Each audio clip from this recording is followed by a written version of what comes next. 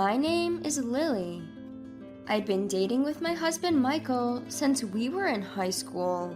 We got married right after graduating from college.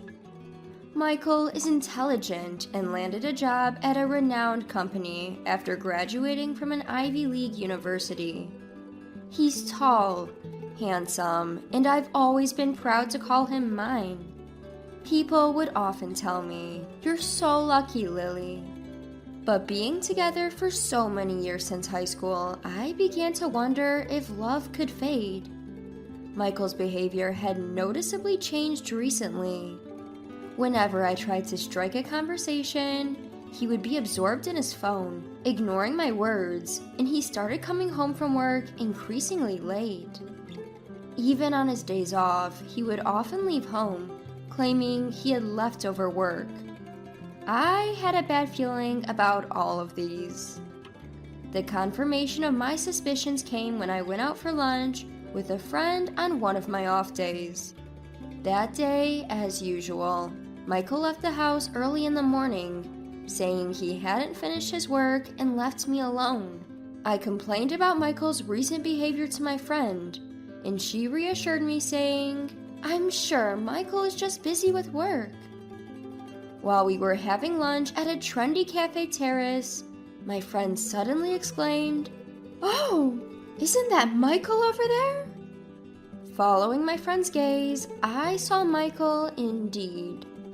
He was supposed to be at work, but there he was. He looked like he was waiting for someone, glancing around nervously. This place was nowhere near his workplace. As I watched him with a sense of unease stirring within me, a woman rushed over and hugged Michael without any hesitation. Unaware that they were being observed, the two of them shared a passionate embrace, even going as far as to kiss, with no regard for the people around them. Michael was having an affair. The shock of that revelation was overwhelming.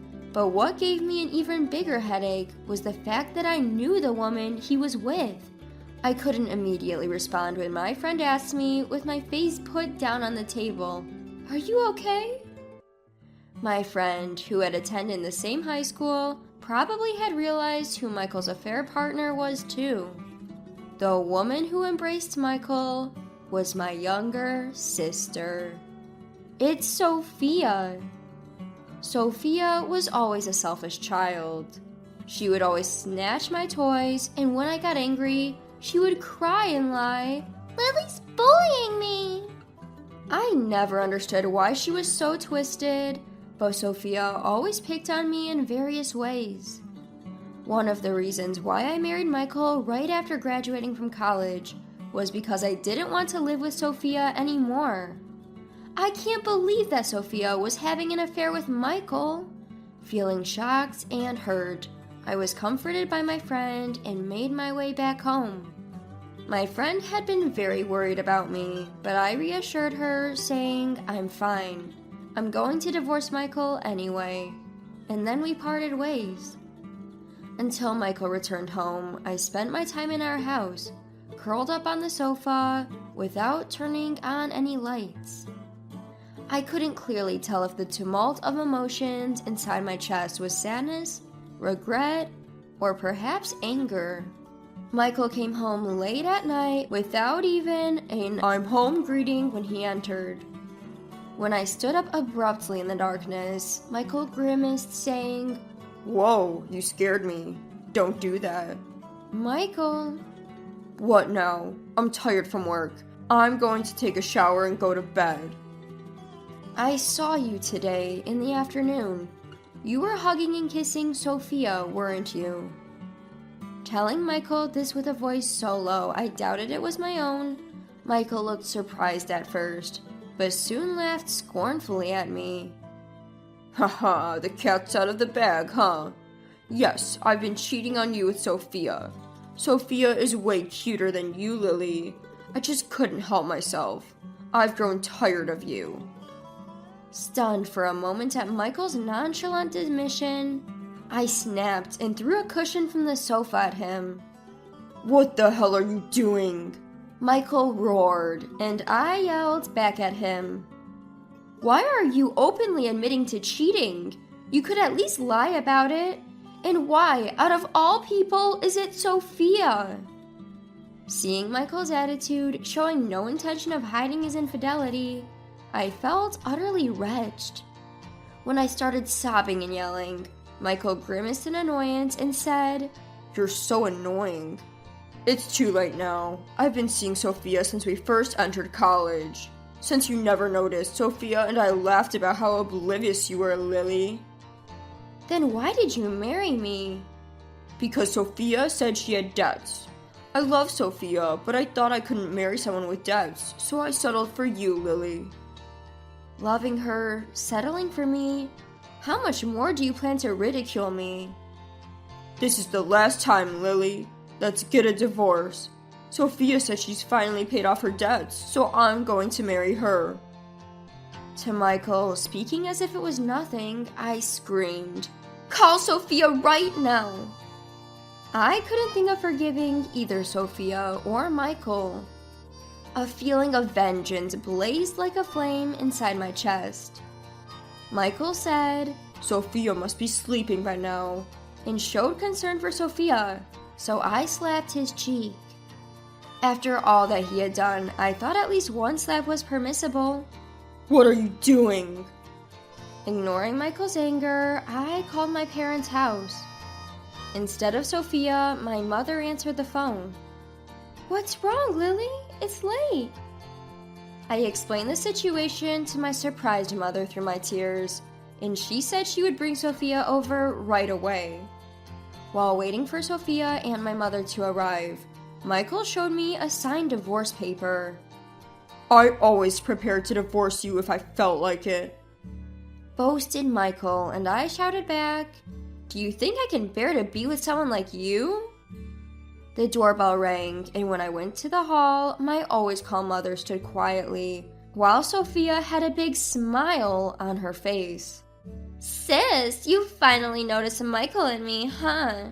I thought you'd never notice and grow old without knowing." I felt a chill run down my spine at the sight of Sophia, who had stolen my husband, grinning at me. My mother sat next to me when she came into the house, and Sophia naturally sat next to Michael, leaning against his shoulder. In disbelief at the scene unfolding, I asked Sophia, "Is it true you two have been seeing each other since college?" Sophia admitted with a smile, "Yes. Michael is cool and smart, so I've always been envious of you. I didn't think a wonderful man like Michael would suit an ordinary woman like you." "Don't act like it's only natural after stealing my husband. I will never forgive you two. Never in my life." Sophia clung to Michael and said, "You're scary," when I pronounced it like a curse. Feeling frustrated to the brink of losing control, I shouted at my mother next to me, "What do you think of this, Mom?" Then my mother said something shocking. "It's not a big deal. Michael should just remarry tomorrow." "What?" I was left dumbfounded. Ignoring my astonishment, my mother continued, "It's kind of Michael to marry a girl like Sophia. However, I won't forgive you for causing Lily distress." "I understand." With my father having passed away, my last bastion was my mother alone. I was taken aback that even my mother had casually accepted the remarriage, and it seems Michael was surprised too.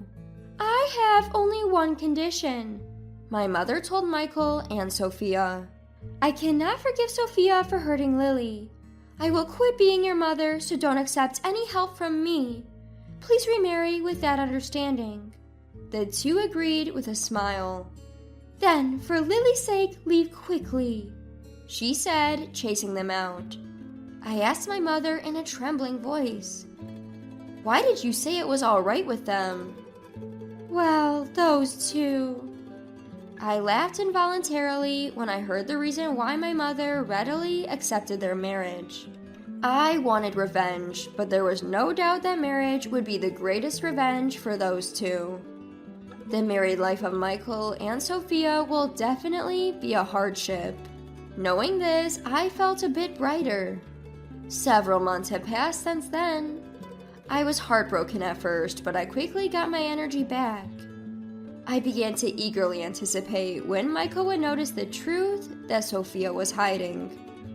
Though it was heartbreaking to have been cheated on, I now find myself appalled at the fact that I was married to such an unethical man.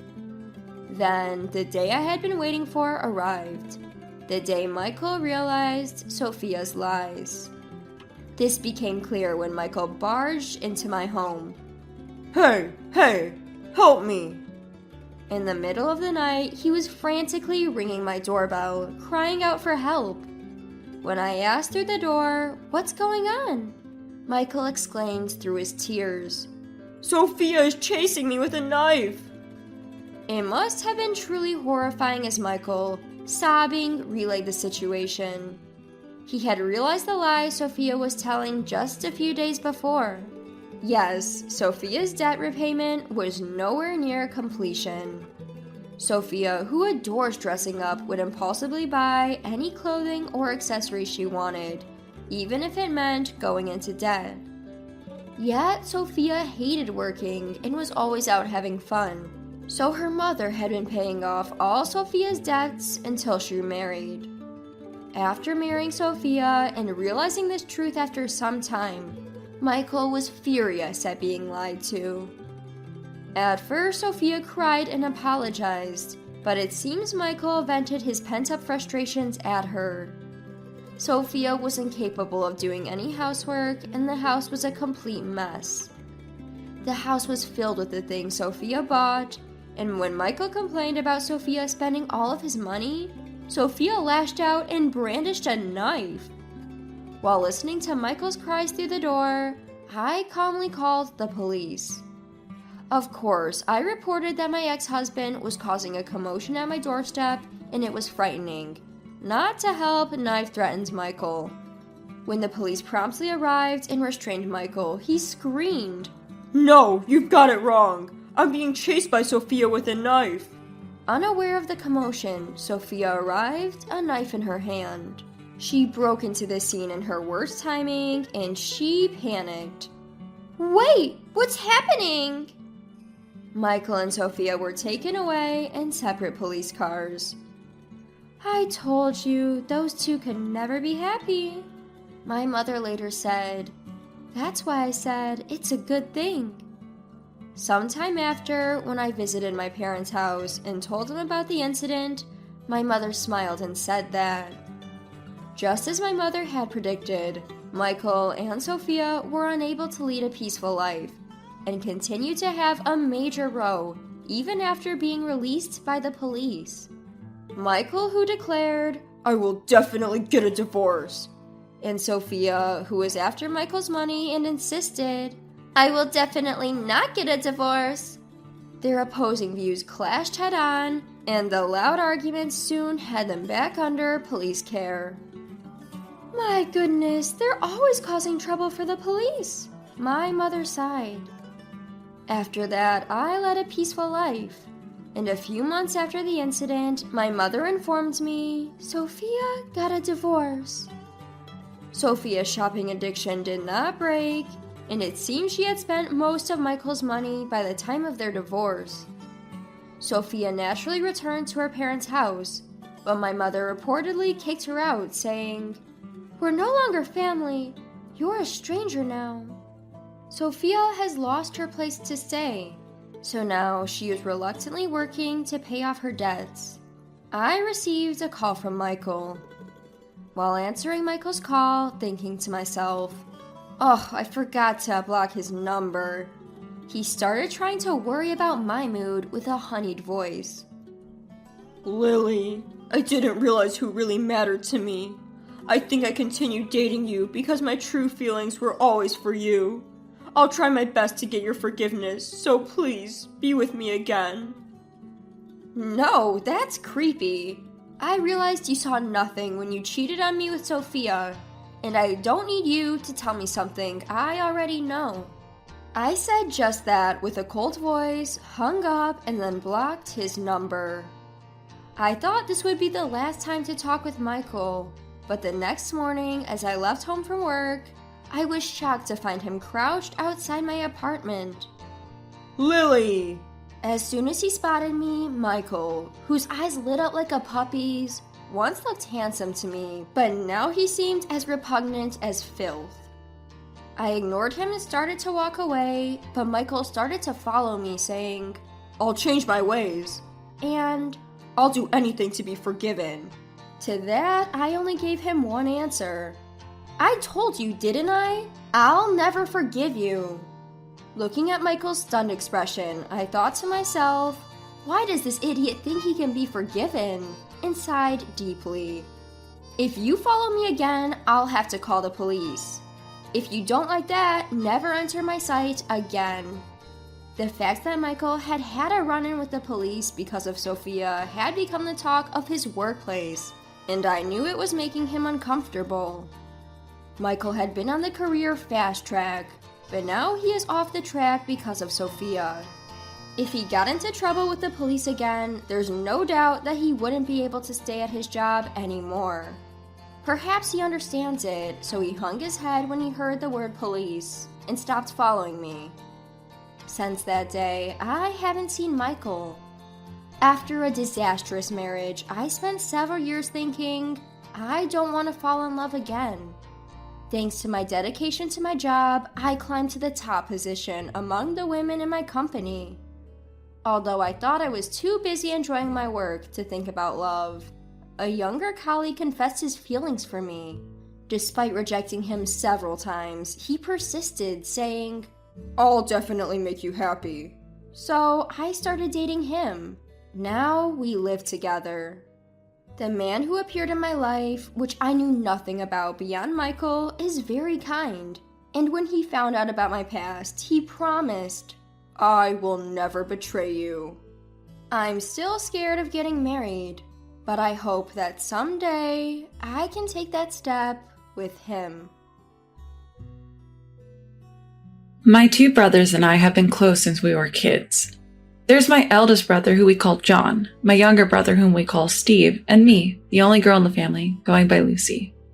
We're all in our 30s now, and I'm confident that our bond is stronger than most siblings out there. Part of why we were so close is that our parents both worked, and we always had to work together to get by. None of us were exactly good children. We each had our own missteps. Our mother often had to come to school for each one of us, and we got scolded at times. John was by far the worst among us. He was infamous in our hometown for being a troublemaker, and didn't bother with things like studying. He was always just goofing off and getting into trouble. Steve and I were different. Maybe it was because we had a cautionary tale right in front of us, but we both managed to avoid causing too much worry for our parents. We didn't attend any after-school tutoring and didn't put in much effort, yet we were always in the top 10 of our class. We probably just knew how to play the system. Lucy and Steve are doing great in school. Can't wait to see what the future holds. Maybe you'll take care of me someday. Just because you're good at studying doesn't mean you're guaranteed a successful future. I'll be the most successful one among our classmates. You just leave it to me. Usually the ones who say that are the first ones to get married and settle down. I'm betting on Steve. Even if I become successful, I'm not going to take care of you. We'd always get in these fun discussions. John was sloppy but had a kind heart and strong core. Steve was careful and responsible in everything he did. And then there was me, always pushing forward without thinking too much about the future. We made a great trio. John enrolled in a public high school, but quit about half a year in and has been wandering around ever since. He never really had a stable job. He'd help out at his senior's auto repair shop or bars from time to time, just coasting along. Watching my brother like this, I felt a deep resolve to succeed, because I was the reason why John ended up in evening school. On the day I got into a traffic accident, my injuries were serious. John worried about me and rushed me to the hospital. Worrying and caring for me so much, he ended up quitting high school. Deep down, I feel guilty about that. So I can't help but think if I become successful, I can help get John's life back on track. Around that time, I was always thinking about the future, about the path to success and its shortcuts. What could I do that would interest John? It had to be something that he could easily get into. When I started high school, I wanted to save money, so I began working a part-time job. No matter what you do, I thought you always end up needing money, so I worked hard to save as much as I could. Steve, have you seen John lately? I haven't seen him at all. It seems like he hasn't been coming home recently. Just as I thought. That fool. I wonder what he's up to. I hope he's not getting into trouble. Surely, with a family waiting for him, he'd think twice before getting involved in something dangerous. John didn't come home for several months. To ease our shared anxieties, Steve and I gossiped about John. Then a few months later, John came home nonchalantly. Where have you been? At least contact us. We were all worried. I'm sorry. I've been super busy with my part-time job. If that's the case, just say so. Lucy and Steve have been worried too. Sorry. He told us that he had found a good job out of state where he stayed overnight and entrusted me with almost all of his earnings for the future. He asked me to combine it with the savings from my part-time job. I didn't understand the reason at the time, but he insisted, so I took care of the money. From there, John started to loaf around at home again without doing anything for a while. Even though he never got a full-time job, he started to work part-time occasionally, and our parents seemed content with that. After graduating high school, I wanted to study business administration thoroughly and decided to go to college. Fortunately, my excellent academic performance earned me a full scholarship, which was able to help my parents out of it.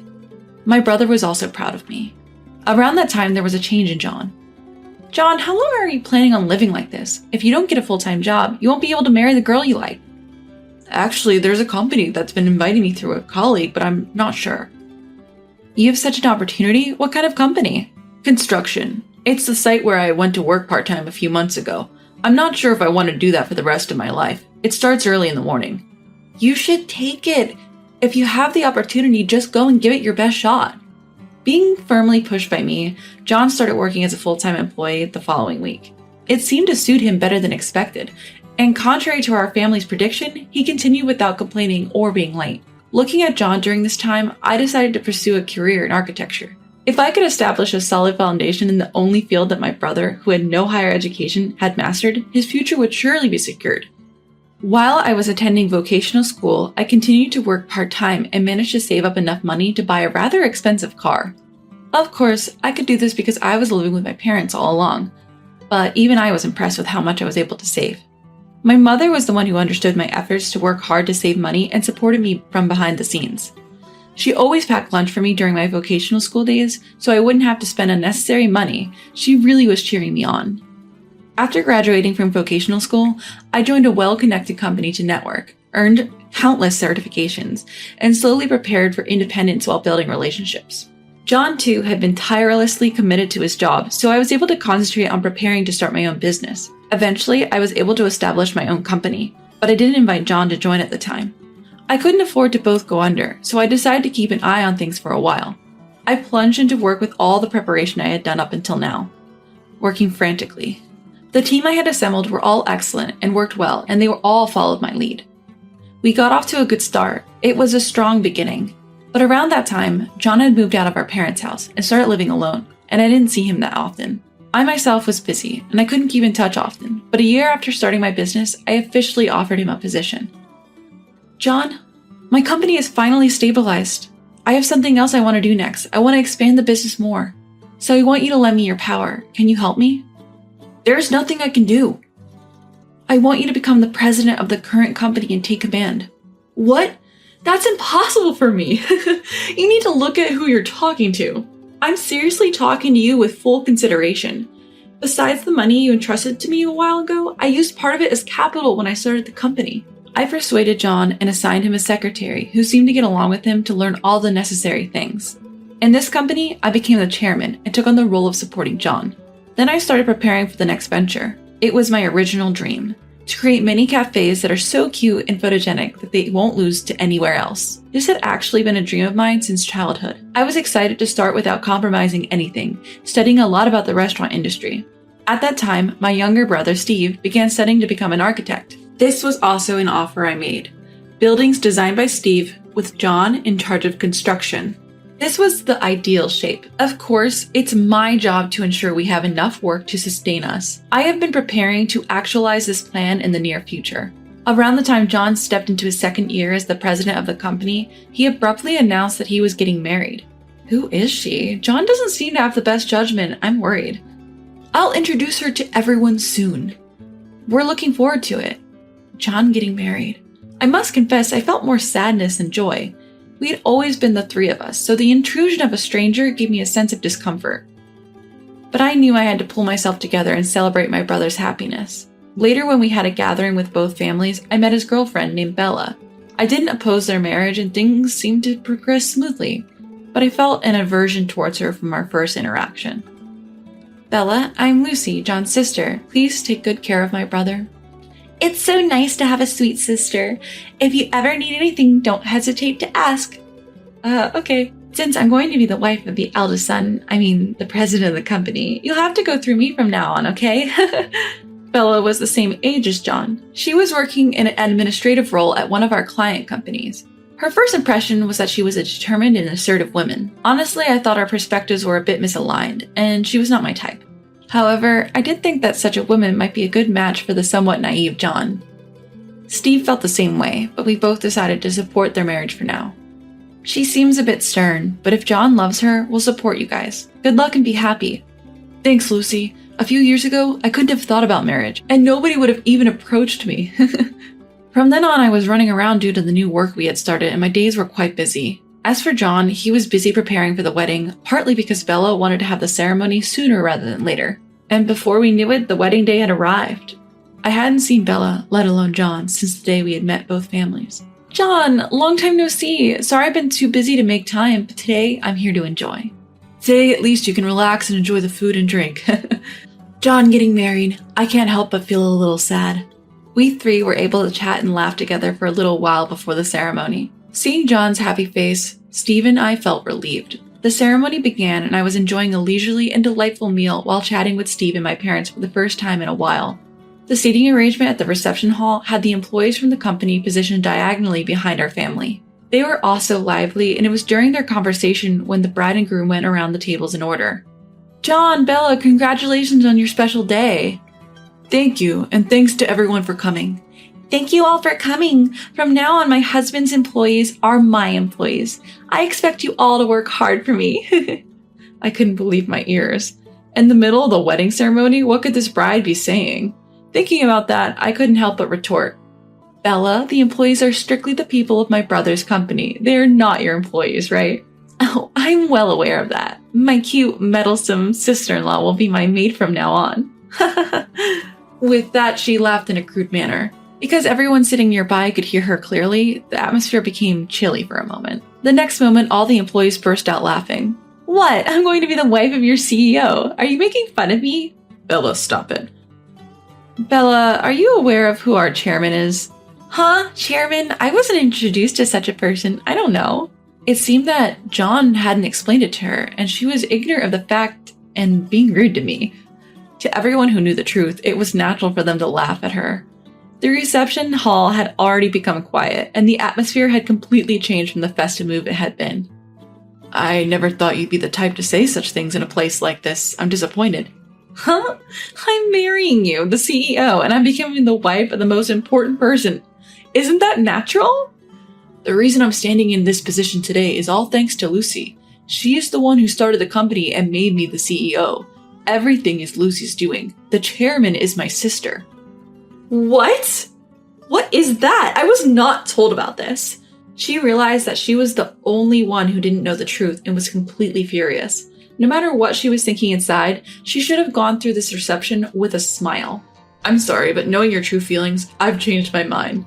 Please consider this marriage as if it never happened. John, that's a bit too much. I just lack judgment. My apologies, everyone. John bowed deeply to the people in the hall. The wedding ceremony ended abruptly and people dispersed. I later heard that she had lived in poverty since she was a child. She apparently told her colleagues that she would marry a rich man and lead a comfortable life. When she met John, she seemed determined to achieve that ideal life. After the ruined ceremony, Bella bowed her head many times, pleading with John to reconsider. But John firmly stated he would never marry her and sent her away. While they were dating, Bella always appeared to respect and act quietly around John. but seeing her intimidating attitude towards others surprised him. He told me that he couldn't trust women and planned to focus on his job for the time being. His dedication to work increased and he started to do better and better. And my dream of expanding the number of our shops steadily came true. And Steve successfully passed his exam and became a proud member of our company.